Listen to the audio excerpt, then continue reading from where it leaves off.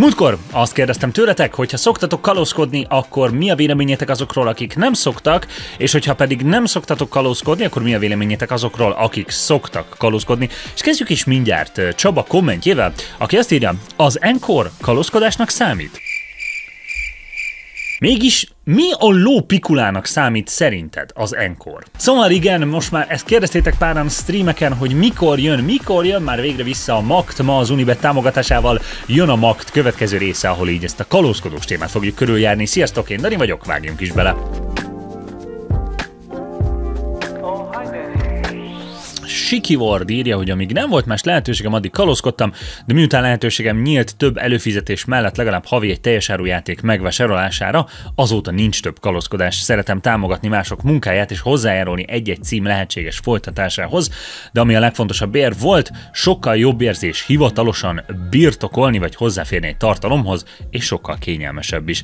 Igen, amúgy szerintem ez a legstandardebb szenárió mindenkinél, hogy voltunk kamaszok, voltunk gyerekek, iskolába jártunk, nem volt saját munka, saját kereset, fizetés, és addig nyilván nagyon sokaknál az volt, hogy nem tudja mindig a szülőket meggyőzni arról, hogy vegyék meg neki ezeket a teljes áru játékokat, amik azért 10-20 évvel ezelőtt is 20 000 forintok voltak, szóval hogy mindig is egy vaskos részét tették ki a fizetésnek szerintem a teljes áru játékok, és nehéz volt erről meggyőzni a szülőket, úgyhogy nyilván amúgy ezt én sem tagadom le magamról, hogy amíg iskolás voltam és kamasz voltam, addig én is pontosan ugyanígy jártam, és nekem is tök ez a hasonló fordulás volt, hogy onnantól kezdve, amikor már van saját keresetem, van saját pénzem, akkor már én is sokkal szívesebben megveszem a játékokat inkább, hogyha játszom velük.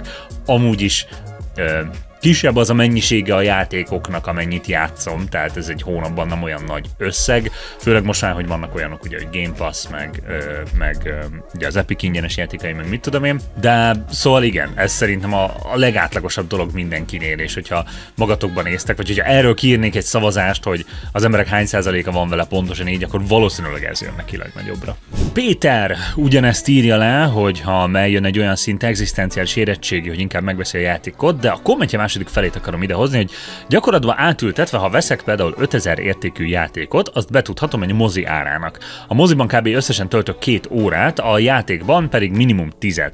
Egy drágább esetén például 10-25 ezer betudható egy hobbinak is. Igazából itt az a lényeg, hogyha megteheted, akkor támogasd az alkotókat, akik neked örömet okoznak a játékuk által. Igen, ezzel az utolsó mondattal teljesen egyetértek, viszont ez az árérték latolgatás, ahogy szerintem egy kicsit a rákfenéje, így a gaming iparágnak úgy összességében, mert elkezdünk így ezzel számolgatni, hogy mennyibe kerül a játék, és mennyi óra élvezetet ad. De hogy igazából nem tudjuk azt kiszámolni, hogy mennyi óra élvezetet fog adni, vagy mennyit ad az életünknek, csak nyersen lefordítani azt, hogy hány órát fogunk tölteni annak a játéknak a játszásával.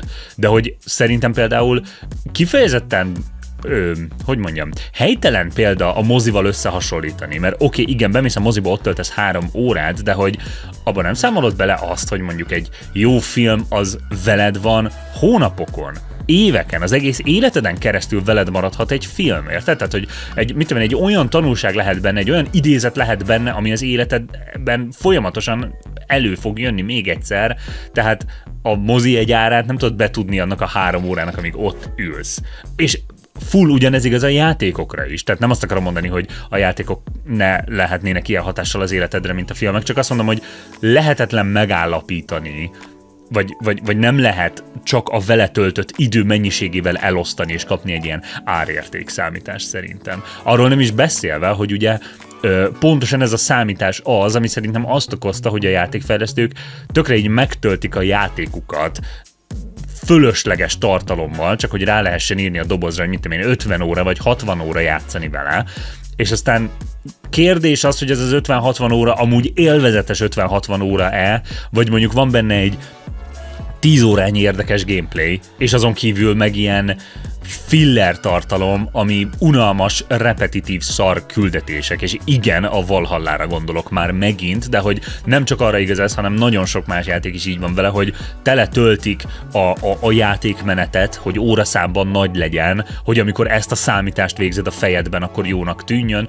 de közben valójában nem ez az, viszont a fejlesztők sokszor ezt hajszolják, szóval ezért szerintem ez inkább káros ez a számolgatás. Dani írja, hogy nekem teljesen mindegy, hogy ki mit csinál, de ez egy olyan kérdésnek tűnik, amiből videó lesz, túl részletes kérdés ahhoz, hogy ne legyen ebből videó. Nem lesz belőle videó!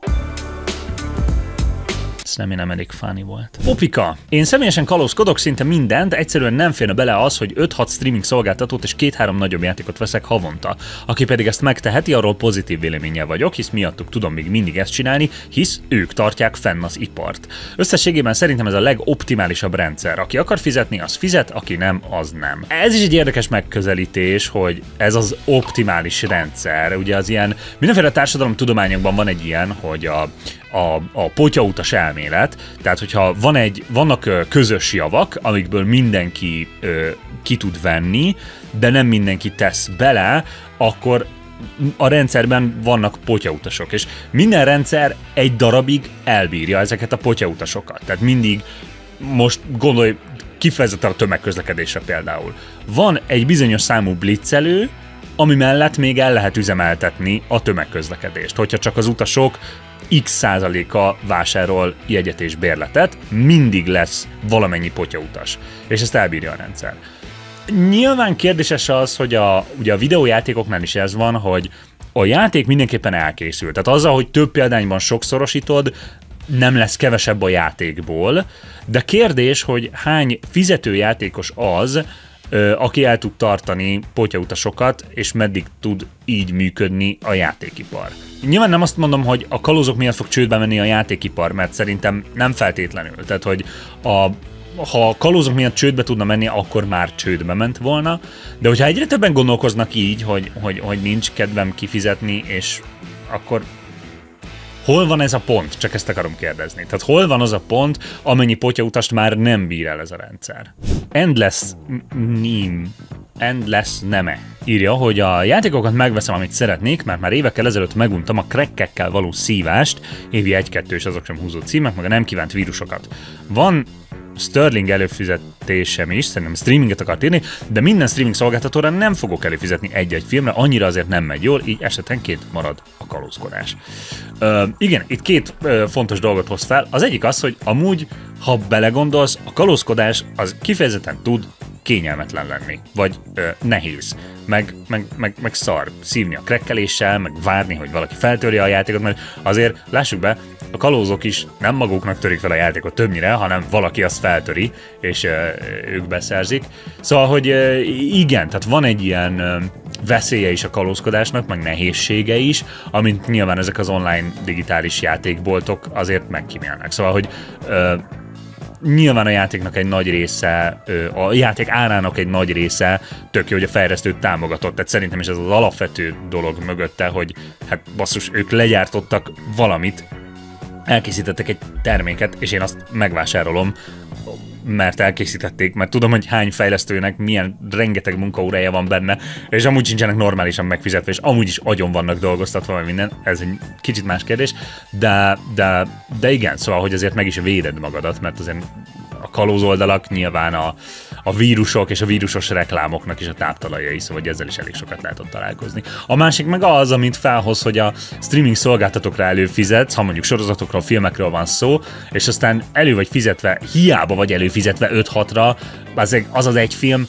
pont nem ott lesz, amit te akarsz nézni, és nyilván akkor nem azt fogod mondani, hogy nem nézem meg ezt a filmet, mert én ezt a filmet akarom látni, akkor szerintem mindenki a kalózkodáshoz fordul. Erről amúgy egy komplet videót csináltam így a streaming szolgáltatók kapcsán. Jacken írt egy hosszú kommentet arról, hogy túl drágák a játékok, főleg, hogyha sok DLC van. Nem is ezt a kommentet akarom behozni, mert ezekről beszéltünk, hanem, hogy valaki válaszolt neki, hogy a Civ 6 jelenleg, vagy hát akkor, amikor ez a kérdés kim volt, 11 euró az összes DLC-vel együtt, és erre jön a válasz, hogy persze, mert tavaszi leárazás van, szóval.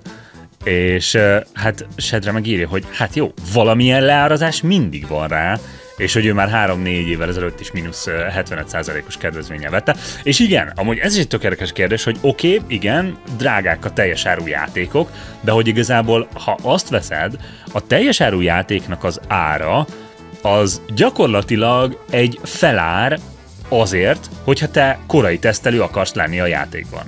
Mert nyilván beszéltünk már erről nagyon sokat a félkész állapotban megjelent játékokról, de jobb, mint feltételezzük, hogy jó állapotban jelennek meg. Akkor is a teljes ára a játéknak az egy nagyon nagy felárral dúsított ár azért, hogyha te korán már megjelenéskor akarsz játszani a játékkal. Mert általában mindig az van, hogy valamennyi idő elteltével brutális leárazások vannak rajta mindenhol, tehát hogyha figyeled, és tényleg ez is egy fontos kérdés, hogy amúgy megéri egyáltalán mindig a legújabb játékokkal játszani? Mármint, hogy ha felmész és csak az akciósok között böngészel, akkor is találsz olyan 1 meg 2 éves játékokat, amik még mindig ugyanolyan jók, tehát oké, nem most jelent meg nincsen körülöttük nagy hype, de az a játék még mindig ugyanaz, és még mindig tök jó, sőt, ha belevesszük azt, hogy akkor félkészen jelennek meg, többnyire egy jobb játékot kapsz leárazva, mint teljes áron kaphattad meg megjelenéskor. Szóval igen, nem véletlenül van erre egy külön subreddit, ugye a Patient Gamers, ami kifejezetten erről szól, hogy ilyen 1, 2, 5, 10 év távlatából próbálnak ki játékokat, amik talán azt mondom, oké, egy multiplayer címnél releváns az, hogy mikor játszol vele, mert egy bizonyos időpontban lesz annyi játékos. Tehát, hogyha el fog telni 1 vagy 2 év, akkor a Helldivers 2-vel nem fogsz tudni ugyanúgy játszani, mint most, amikor még sokan játszanak vele, és van értelme ennek a közösségi élménynek. De egy single player játékot igazából tök mindegy, mikor játszol. Tehát a Red Dead Redemption 2 most is tök jó, csak sokkal olcsóbban tudod megvenni.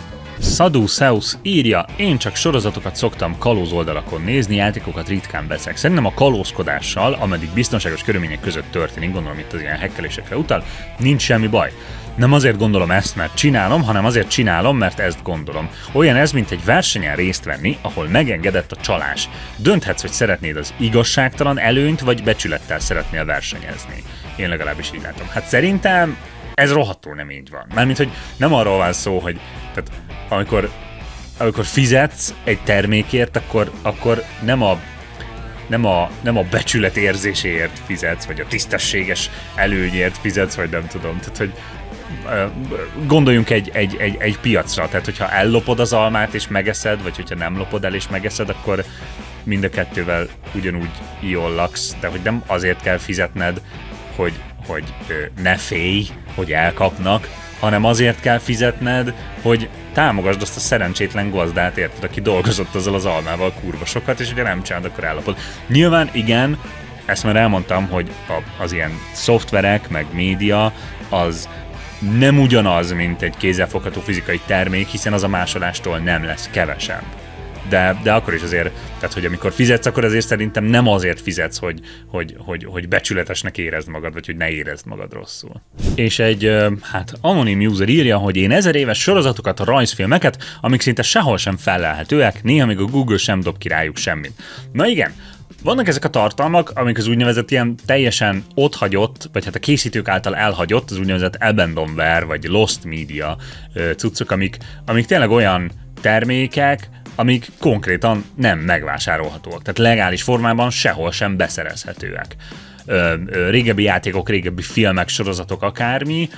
Én azt gondolom, hogy ezeknek a kalózkodás útján beszerzése az nem is igazi kalózkodás. Tehát csak azért, mert hogy mondjuk torrentről töltöd le, az nem minden, ami torrent kalózkodás. Ugye nyilvánvaló, hogy ugye a torrent nem erre jött létre. A torrent, mint olyan, az szimplán csak egy ilyen peer-to-peer fájlküldözgetés. Te feltöltheted a te általad készített filmeket is torrentre, és hogyha te ehhez hozzájárulsz, akkor az nem lesz kalózkodás. Tehát a torrent az csak egy fájlküldési szolgáltatás, és attól még, hogy nagyon sok ilyen abandonware cuccot ezeken az oldalakon terjesztenek, az még nem jelenti, hogy ez kalózkodás. Ugye a legjobb példa, ezt egyfolytában emlegettem, ugye a James Bond Nightfall-t.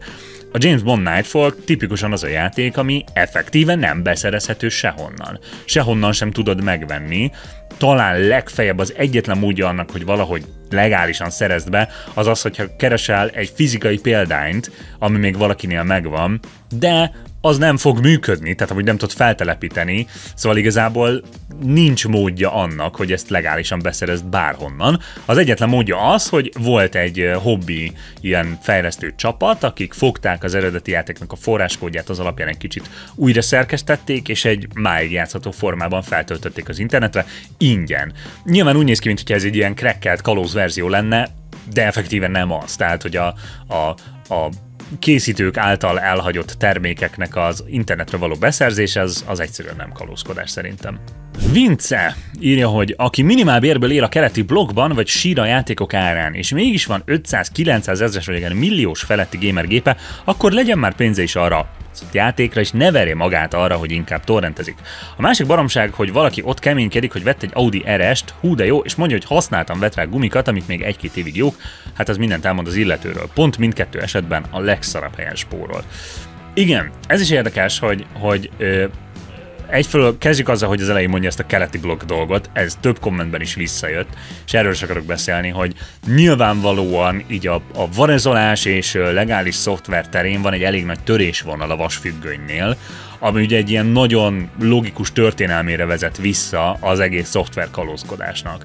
Mert hogy ugye a Szovjetunió idején egész egyszerűen a nyugati szoftverek nem jutottak be sehogy legális formában, tehát ott az egyetlen mód az volt, hogyha ilyen-olyan másodkazettákon, meg csempészáruként valahogy be tudtad szerezni, és nyilvánvalóan nem volt lehetőséged ezeket így legálisan működtetni, meg üzemeltetni, stb. Ez azt jelentette, hogy hiába omlott le a vasfüggöny, és hiába lett szabad a termékforgalom, ettől függetlenül az emberek úgy voltak vele, hogy hát én a vasfüggöny előtti időkben már megtanultam, hogyan kell ezeket olcsón és okosba beszerezni, akkor miért kezdjek most el fizetni csak azért, mert van rá lehetőségem. És szerintem ez az ilyen képességbeli különbség a keleti blokk és a nyugati blokk között az, ami miatt a keleti blokkban a varezolás sokkal népszerűbb. Mert egész egyszerűen itt mindenki úgy nőtt fel, nyilván én is a Szovjetunió után születtem, de hogy én is belenőttem abba, hogy ezt tanultam az idősebbektől, hogy hogyan kell beszerezni a kalóz szoftvereket, hogyan kell ezeket csinálni, és ezért szimplán nekem könnyebb volt, nem jelentett akkora akadályt a kalózkodás gyerekkoromban, hogy ennyire fontos legyen az eredetit kísírni anyutól, aputól. És nem azt mondom, hogy nyugaton ne tudnának az emberek torrentezni, vagy ne tudnák, hogy hogyan működik a kalózkodás, csak azt mondom, hogy ott eleve az is megvolt, hogy a nyugati fizetésekhez sokkal jobban passzol ezeknek a játékoknak az ára, sokkal kisebb teher megvenni ezeket a teljes áru játékokat havonta, vagy pár havonta egyet, mint keleten. Szóval ha ők nem voltak rászorulva soha arra, hogy ilyen módszerekhez nyúljanak, nem is tanulták meg, lehet, hogy nehezebbnek tűnik, mint megvenni teljes áron. Úgyhogy igen, ez egy nagy különbség. De a másik meg ez, hogy igen, tehát hogy megveszed a gamergépet rohadrágán, mert hogy azon nem tudsz spórolni, tehát hogy a RTX 2080 vagy a 4090 az nem jön le a torrenten, de utána meg már a játék árán spórolsz, az tényleg egy kicsit fura. Tehát, hogyha már összeraktál egy gépet, akkor egy kicsit okosabban kellett volna, és mondjuk kispórolni belőle alkatrészeket, és megvenni azt a játékot. Szóval, hogy igen, ez is egy elég érdekes kérdés. Rise Justin írja, hogy véleményem szerint úgymond egy bocsánatos bűn. Nem mindenki van olyan helyzetben anyagilag, hogy többször 60-70 eurót kiadjon. Viszont abban az esetben, ha valaki kifejezetten büszke rá, sőt, lenézi azt, aki hajlandó fizetni érte, na azokat kifejezetten rühellem. És igen, szerintem itt van a kulcs. Eleve amúgy ezt az egész kérdést összerakhattátok, hogy amúgy Pistiéknek a Happy Hour-ös beszélgetése indította, ahol elmondja ezt, hogy igen, vannak akik kalózkodnak, vannak akik nem kalózkodnak, de az, hogy bárki bármelyiket csinálja, az így lenézi a másikat azért, amit ő csinál, az egy kicsit olyan fura, tehát hogy igen, vannak akik nem engedhetik meg maguknak. Ezt én is megértem, hogy tökre az van, hogy a videójáték egy ilyen globális termékké lett. És ez elég fura, hogy globális termék, mert ez azt jelenti, hogy globális ára van, amikor nyilvánvalóan nem tudod ugyanazt a fizetést megkapni a világ különböző helyein. És mivel tök nyilvánvalóan a szoftverkiadó cégek többnyire nyugati országokban vannak, az ottani fizetéshez van belőve ez az ár, hiszen amúgy a fejlesztőket is az ottani fizetésen kell fizetni, tehát logikus ez az ár, de nem próbálhatod meg ráhúzni ezt a kelet-európai emberekre, sőt, ázsiai, afrikai emberekre, érted, hogy ugyanezen az áron vegyék meg a játékokat. De ugyanakkor az is egy érdekes kérdés, hogy lehet-e máshogy? Tehát, hogyha ez egy globálisan beszerezhető termék, és nem nézi az IP címedet a bolt, akkor az sem jó, hogyha lecsökkented az árát ezeken a területeken, mert akkor azokon a területeken élők is az olcsóbbat fogják megvenni, akik amúgy megengedhetnék magunknak az eredet. Szóval, hogy igen, ez egy kicsit fura, hogy ez így működik, és én őszintén nem vagyok közgazdász, nem tudom, hogy mi lehetne erre a megoldás, de minden esetre igen, szerintem az a kulcs, hogy attól még, hogy valaki máshogy csinálja, mint te, nem te vagy feltétlenül a felsőbbrendű, sose tudhatod, hogy másnak mi az oka rá, csináld azt, ami neked a legkomfortosabb. Én mondom, én gyerekként kalózkodtam, most már nem annyira szeretem ezt, úgyhogy ja, így állok hozzá. Na, hogyha még nem tudjátok, hogy hogyan működik a MAKT, ennyi volt, ennyi kommentet szedtem össze, és mondtam meg kicsit én is így a véleményemet róluk, meg hozzájuk, és akkor kicsit ez egy ilyen egy másfél oldalú podcast volt, mert így írhattatok kommenteket, és akkor így beszélgettünk a témáról. Úgyhogy most jön a következő kérdés, ez alá a videó alá erre a következő kérdésre válaszoljatok, és akkor a MAKT-nak a következő részében pedig ezekből a kommentekből fogok válogatni, és erről fogunk beszélgetni. Ez a következő kérdés pedig az, hogy voltál-e már szerelmes fiktív karakterekbe, és akár igen, akár nem, mi a véleményed azokról, akik az ellenkezőjét mondják? Tehát, hogyha te voltál szerelmes, mit gondolsz azokról, akik soha, és hogyha nem, akkor mit gondolsz azokról, akik igen? Jó? Úgyhogy írd le a válaszodat a kommentbe, és azokban fogok böngészkedni, és találkozunk legközelebb is a MAKT-ban. Hagyd a válaszod a kommentben len, és én összeszedem a következő MAKT részben. Igen, hogyha valakinek nem lenne meg, ez egy Jax Films utánérzés, de szándékosan. Úgyhogy, mint mindig, most is nagyon sokat segít, hogyha lájkoltok, leírjátok a kommentjeiteket, meg feliratkoztok, meg követtek TikTokon, Friendsen, Instán, stb. Várlak titeket legközelebb is. A csatorna támogatója az Unibet.